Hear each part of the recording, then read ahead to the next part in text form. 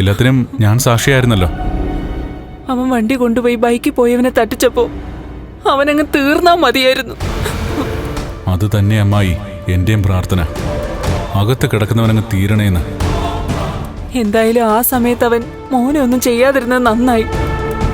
അവനും വീണുപോയില്ലേ, അതുകൊണ്ടായിരിക്കും എന്നെ ഒന്നും ചെയ്യാതിരുന്നേ. ഇതിനെല്ലാം കാരണക്കാരൻ ആരാണെന്ന് കണ്ണൻ അറിയാമോ?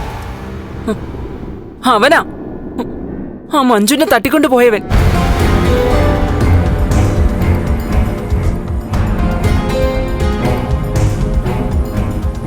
കണ്ണനെയും കൂട്ടി മേഘൻ പുറത്തേക്ക് പോയത് തോമസ് വൈദ്യന്റെ വീട്ടിൽ വെച്ച് ആ സാഗർ കണ്ടായിരുന്നല്ലോ.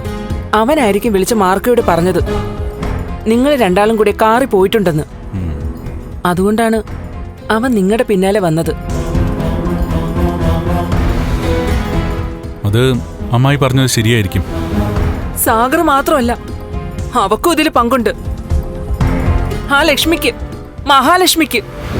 മേഘം വെറുതെ സാഹസം കാണിക്കേണ്ട കാര്യമില്ലായിരുന്നു.